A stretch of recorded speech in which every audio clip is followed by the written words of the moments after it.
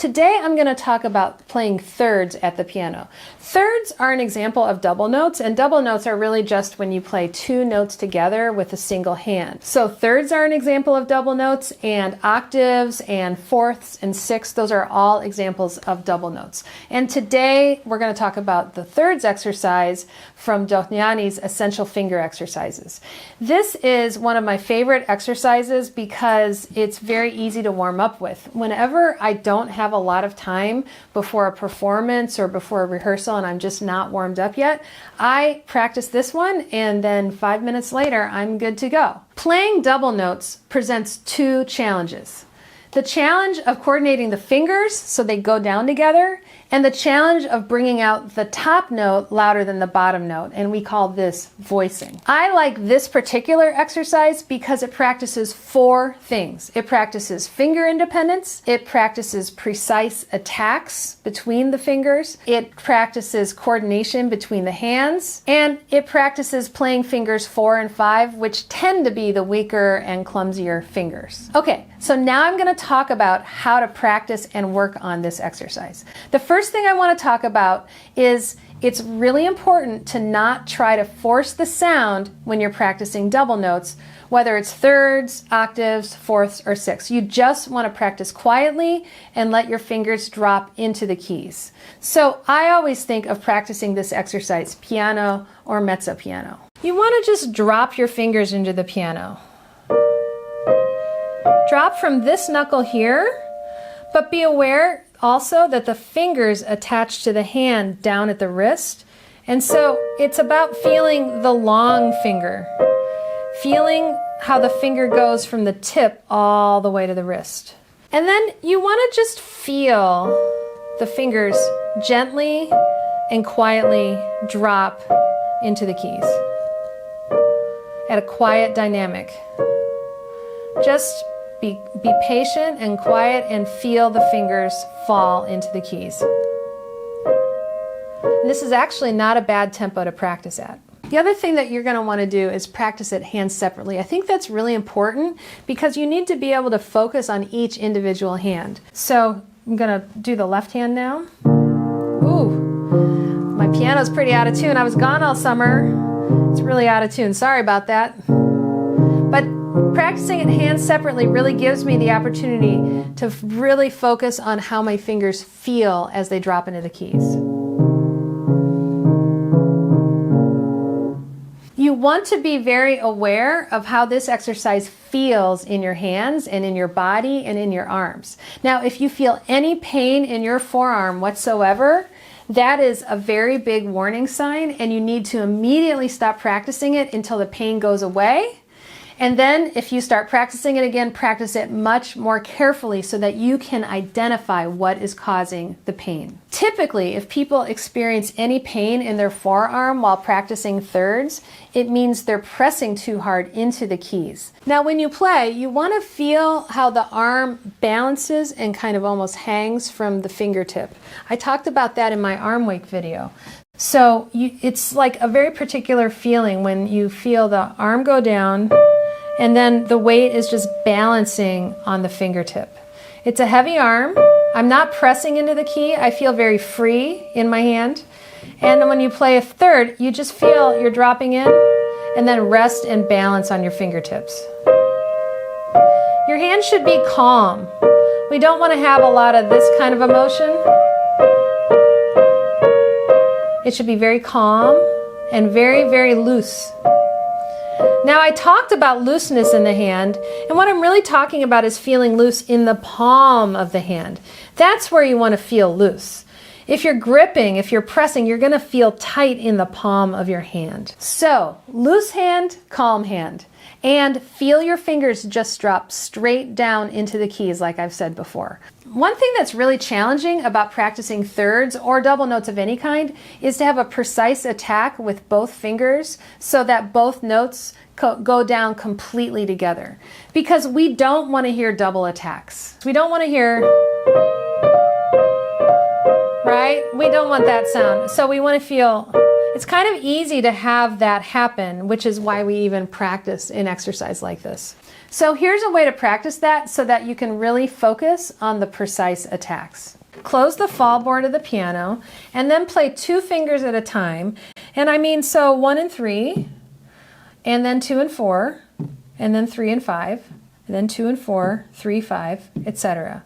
So what I'm listening for is one sound when my fingers tap. So I want to hear this. I want to hear this. And this. I don't want to hear.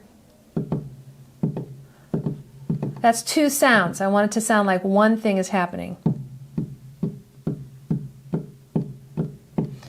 So just practicing that in both hands will be really helpful. Then once you start to get to the point where your fingers are going down at the same exact time, then practice it on the piano and make sure you're listening that the notes really do land exactly together. So far, we've talked about the fingertips, we've talked about the fingers, we've talked about having a loose palm of your hand. Now, the wrist is also a very important component in successfully playing thirds. So you want to make sure that your wrist is also loose and flexible and not locked. You want to be careful not to lock the wrist, because locking the wrist will then cause the fingers to seize up. The other thing about the wrist is you don't want to freeze the wrist and then try to force the fingers to move completely with no help from the wrist. As I talked about in my video on alignment, the purpose of the wrist is to help line up the arm behind the fingers. And so if you're playing thirds, even though the intervals are very, very small, right? Like from here to here is almost not noticeable, but my wrist is aligning. It's doing a tiny micro alignment. So look, watch my wrist. See, I'm moving just a little bit when I go here. I'm exaggerating it a little bit just so you can see it, but really when I'm playing this, my wrist is adjusting on every note. Watch my wrist.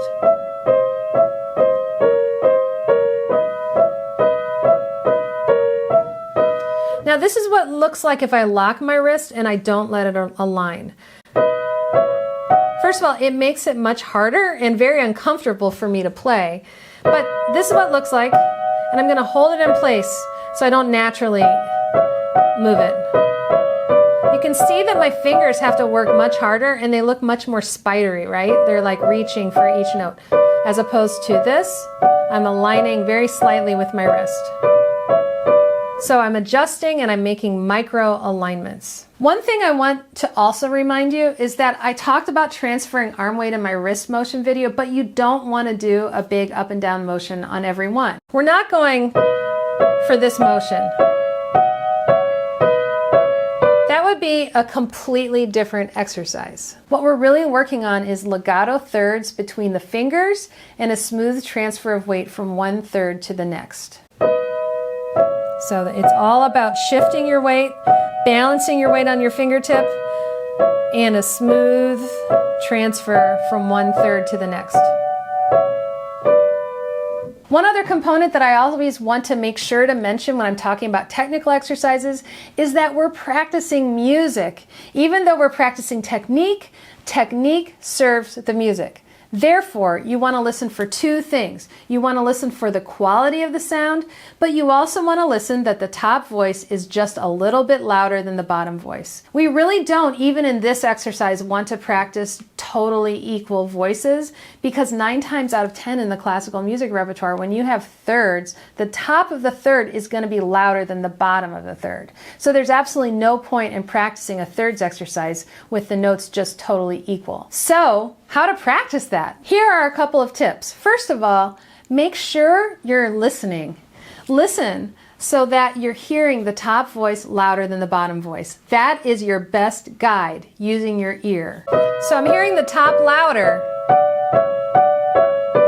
So that's what I want, right? I don't want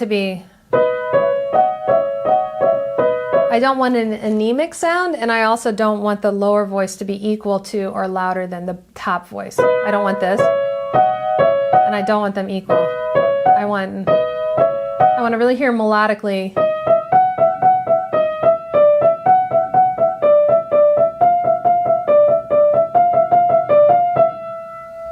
let's say you're playing and you cannot for the life of you make the lower voice quieter. I see that in my students a lot, and I used to struggle with that a lot too, because the thumb and the index finger are much stronger fingers than the fourth and fifth fingers. And so one way to practice that is to practice the top legato,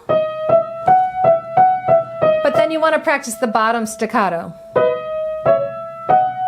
This is a fantastic voicing exercise. Right? So I'm practicing top on legato on the top voice and staccato on the bottom voice.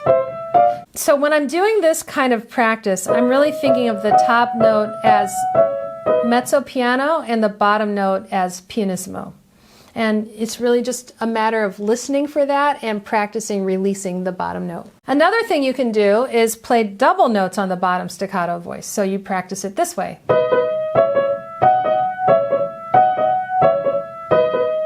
And that really helps your finger, it really helps your finger be light on the key. That's why that exercise is super helpful. Another really helpful way to practice it for balance is to play it in two hands and listen to that and then try to imitate that in one hand. So that would go like this, right? Okay, so I'm bringing out the right hand more than the left hand. Get that so that it sounds exactly the way you want it, and then just try to imitate that with one hand. That's a way to train your ear to have an internal image that you're trying to then produce physically. There are tons of thirds exercises that you can really check out. So like from Hanon, the virtuoso pianist, exercises 50 and 51 in here are thirds exercises. Czerny School of Velocity, exercises 20, 29, and 38 are also thirds exercises. So you can check those out and try those if you don't want to try the Dohnányi from today. I want to take a moment to mention that there's another exercise that I like to play as a pair to exercise number 26, and that's exercise number 26A in this book, which is an exercise in broken thirds. And it goes like this.